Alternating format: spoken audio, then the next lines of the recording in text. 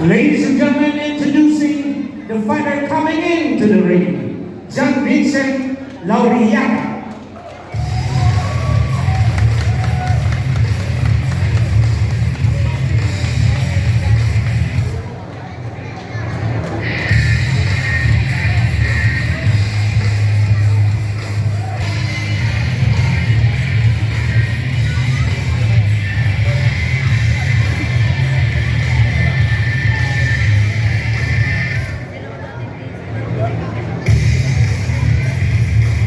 The fighter on video, Jobert Daculio. Ako nga pala si Jobert Daculio, nakatira sa Cebu City. I'm 21 years old. Sobrang masaya para nakita ko yung sa mga tao ako. Yung tapang ako at Ladies and gentlemen, introducing the fighter coming into the ring, Jobert Daculio.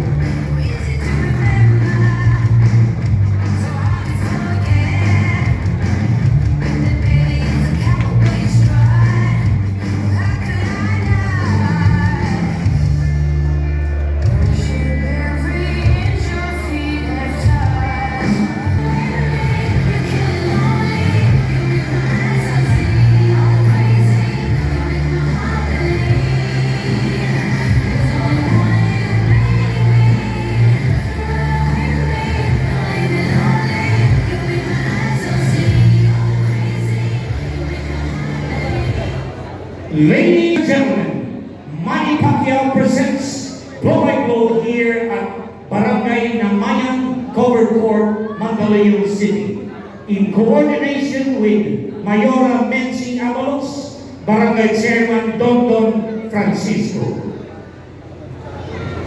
All professional boxing bouts are sanctioned by the Games and Amusements Board. GAB Chairman Attorney Francisco Rivera, GAB Commissioners Attorney Manuel Plaza III and Mr. Angel Bautista. The Chief of Boxing and Other Contact Sports, Mr. Rodil Manao. Ringside Physicians, Dr. Noel Napa, Dr. Angel.